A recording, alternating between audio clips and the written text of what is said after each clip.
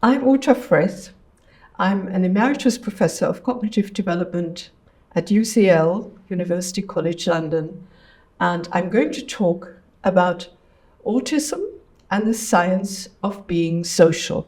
You may find this hard to believe. When I started my research in the 1960s, the words autism or autistic were virtually unknown. Early childhood autism was still a novelty, and it took time before it became an established neurodevelopmental condition.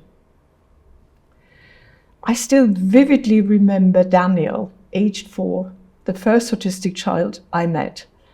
I had never encountered a child like him. What struck me was that I could not engage him in any activity that required taking turns or give and take. But much to my astonishment, he expertly assembled a jigsaw puzzle without being asked. He never used speech to address other people, but sometimes repeated overheard phrases. Daniel's parents reported that his way of communicating was to take somebody by the hand and lead them to what he wanted. In the 1960s, autism was a rare diagnosis. The estimate was 4 in 10,000 children. All had severe social communication difficulties and showed restricted, repetitive behaviors. Some had special interests and showed superior skills in certain tasks. All suffered from varying degrees of learning difficulties. But here is the thing. Autism is now diagnosed in a large number of individuals. The estimate is at least 1 to 2% of the population. Some of this increase is due to increased awareness of the condition and to loosening the criteria. However, a staggering increase of over 700% over the last 20 years, as found in the UK, reflects something else as well. This increase was driven by adults who had not been diagnosed as children and who now asked for an assessment after having recognized themselves as autistic. Today, everyone knows somebody who is autistic, or at least a little bit autistic. I believe that research on autism has acted as a gateway to research in social cognition that made it go beyond traditional social psychology. A key idea we stumbled on explained what made social communication so difficult for autistic individuals and at the same time so incredibly intuitive for everyone else. Everyone else routinely relies on the ability to track other people's mental states, such as beliefs and intentions. Through an intuitive theory of mind, we can predict and explain why people do things they do, regardless of the physical state of the world. Mostly, this is quite mundane and very straightforward. For example, why did John take an umbrella with him when he went out? No, not because it was raining, the physical world, but because he believed it was raining and did not intend to get wet, the mental world. We invented the term mentalising to refer to this amazing ability. Going back to Daniel's inability to engage in two-way communication, was this because he was unable to mentalize? From the 1980s, this hypothesis has been tested repeatedly and largely confirmed.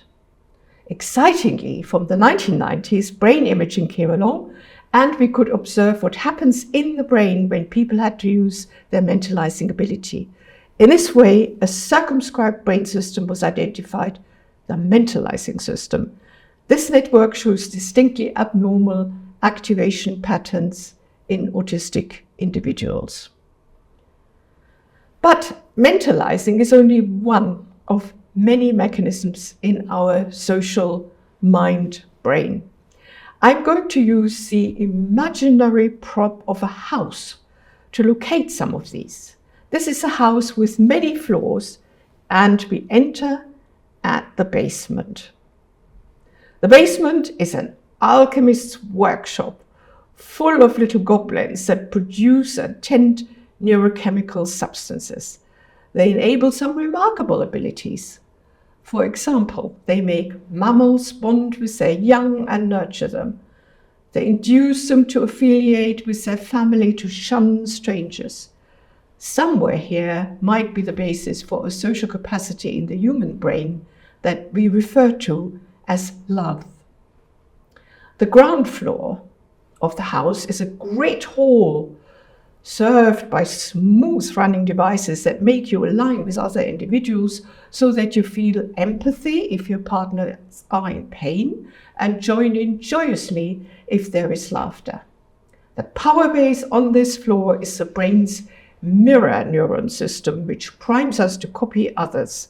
We know quite a lot about the system. It has been delineated in the brain of monkeys as well as humans. One floor up, you will find a grand ballroom, the ideal setting to display your mentalizing ability. The mechanism here is not as ancient as the ones on the lower floors. It's rather rare in the animal kingdom, and it is fragile, as can be seen in the case of autism. Let us pause for a moment and ask about mechanisms other than mentalizing that might show malfunction in autism or in other conditions. This question is still wide open and a challenge for future research. So far, it seems that the ability to experience empathy is not necessarily impaired in autism. However, it is impaired in psychopaths. In contrast, psychopaths seem to possess excellent mentalizing ability, which they can use to their advantage to understand and manipulate their victims. We now arrive at the top floor of the house, where we are entirely in the human social world and can enter the mental world of ideas. Here lives imagination as well as rational thought. And this floor is a monitoring and control station, specially adapted for conscious reflection. Mechanisms here spring into action when it's necessary to address problems on the lower floors. There is reason to believe that in autism, top-down control is not always working efficiently, so that difficulties of emotion regulation are very common. Now coming to the rooftop of the house, we find it is a radio station. It is broadcasting news and scanning the horizon for news to receive from other transmitters. Here is the interface of the self to other minds. This interface ensures that we have a shared culture that is more or less the same ideas, the same experiences. Here is where ideas are refined and even changed by continuously broadcasting and receiving them back again. This looping mechanism might be the cause of the profound changes that happened in the concept of autism over the last 30 years or so. The escape of autism from the clinic already started when we realized that autism could be found in people of superior intelligence, typified by the absent-minded and socially inept professor. We all know people like that, often real professors. The meaning of the medical label autism was dramatically reshaped by fiction, starting with the film Rain Man in the late 1980s.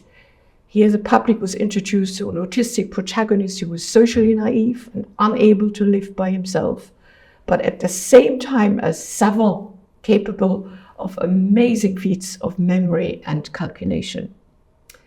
Savant skills became perhaps the most salient part of the concept of autism, even though truly outstanding talent is only found in around 10% of cases. Odd but highly intelligent characters are frequently represented in the media. Currently, they are an icon as detectives who defy convention and use their special skills to reach the truth. For example, Saga Noreen in The Bridge and Astrid Nielsen in Murder in Paris. These characters are typically much less socially impaired than the character in Rain Man, but their autistic traits are instantly recognizable to everyone. Today, autism is no longer a spectrum of disorders as originally proposed, but a spectrum where the neurodiverse shades into the neurotypical. In terms of this new spectrum, we can all a little bit autistic. And there are many sites on the internet which provide tests to reveal just how autistic we might be. Autism now is a new way to be a person, to experience yourself, to live in society. The term disorder is no longer appropriate. And that's very problematic for clinicians and for researchers.